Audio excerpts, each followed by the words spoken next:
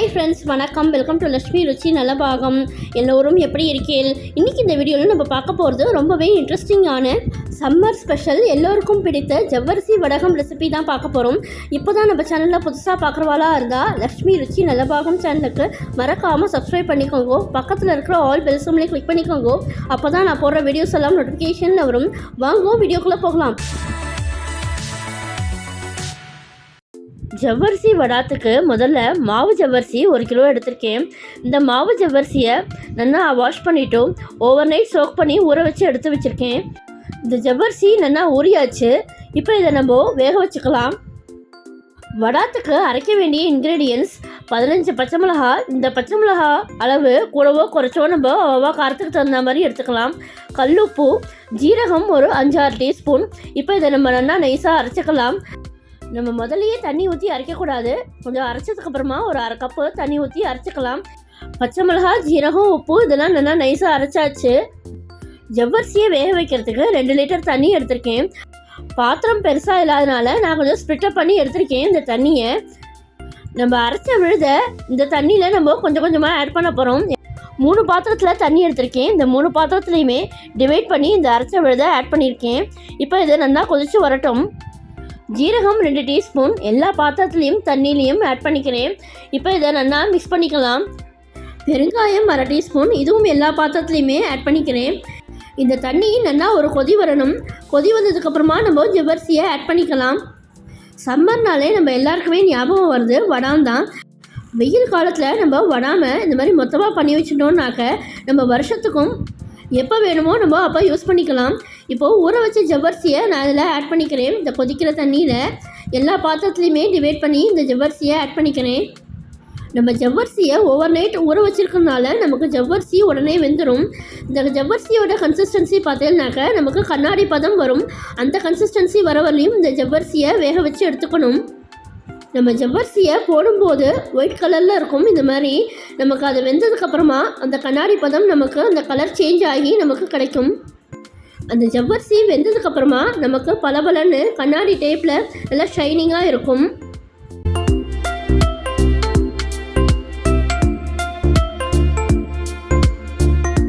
இப்போ பாக்கி இருக்கிற தண்ணியை நம்ம ஃபைனலாக ஜவ்வரிசி வேகும்போது நம்ம ஆட் பண்ணிக்கலாம் தேவைப்பட்டதுனாக்க.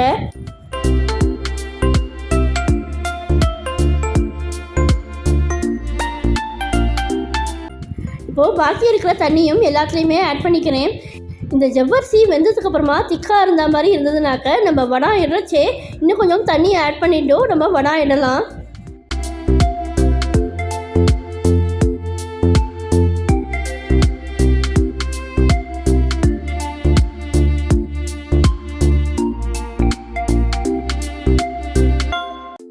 இப்போ நமக்கு ஜவ்வரிசி சூப்பராக ஜோராக வெந்தெடுத்தோம்.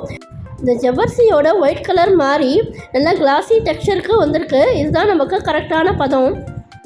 இப்போ ஃபைனலாக நமக்கு ஜவ்வரிசி வடாத்தில் பொழியறதுக்கு ஒரு 5 எலுமிச்சம்பழம் எடுத்திருக்கேன் சின்ன சைஸாக. அதில் கொஞ்சம் உப்பும் ஆட் பண்ணிக்கிறேன்.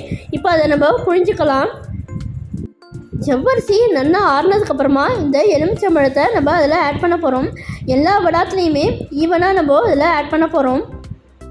சூடாக இருக்கிறச்சே நம்ம இதில் ஆட் பண்ணக்கூடாது. நல்லா ஆறுனதுக்கப்புறமா இந்த எலுமிச்சம்பழத்தை நம்ம இதில் ஆட் பண்ணலாம். பிகினராக இருக்கவாளுக்கு இது யூஸ் ஆகட்டுமேன்ட்டு தான் இந்த ஜவ்வரிசி வடாத்தை கொஞ்சம் டீட்டெயில்டாக ஷேர் பண்ணியிருக்கேன். இது நல்லா ஆறுனதுக்கப்புறமா நம்ம இந்த எலுமிச்சம்பழத்தை ஆட் பண்ணிக்கலாம். ஜவ்வரிசி வடா இடுறதுக்கு நமக்கு ஜவ்வரிசி கூழ் ரெடி ஆகிடுது. இந்த ஜவ்வரிசி வடா இடுறச்சே ரொம்பவுமே திக்காகவும் இருக்கக்கூடாது, ரொம்ப தண்ணியாகவும் இருக்கக்கூடாது. இந்த மாதிரி மீடியம் கன்சிஸ்டன்சியில் இருந்தால் தான் நமக்கு வடா இடுறச்சே நமக்கு கரெக்டாக இருக்கும். ஃபைனலாக எலுமிச்சம்பழ சாறை இதில் ஆட் பண்ணிக்கலாம்.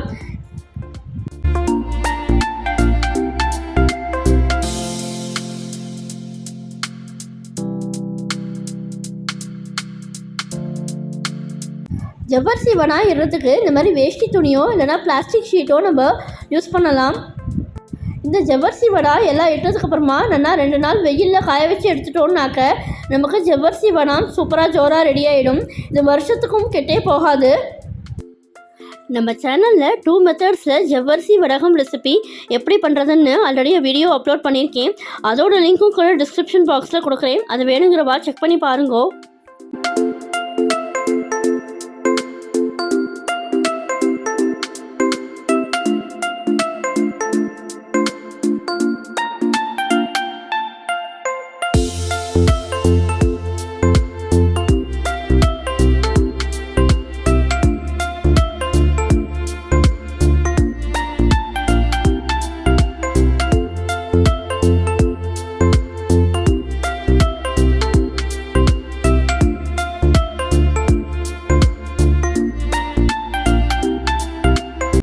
ஜவ்வரிசி வடை 2 நாள் வெயிலில் காஞ்சதுக்கப்புறமா இந்த கன்சிஸ்டன்சியில் இருக்குது.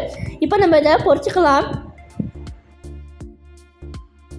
வடை பொரிக்கிறதுக்கு முன்னாடி நம்ம எண்ணெயை நல்லா காய வச்சுட்டு தான் நம்ம வடாத்தை ஆட் பண்ணணும். அப்போ தான் நமக்கு வடை ஈஸியாக டக்குன்னு பொரியும்.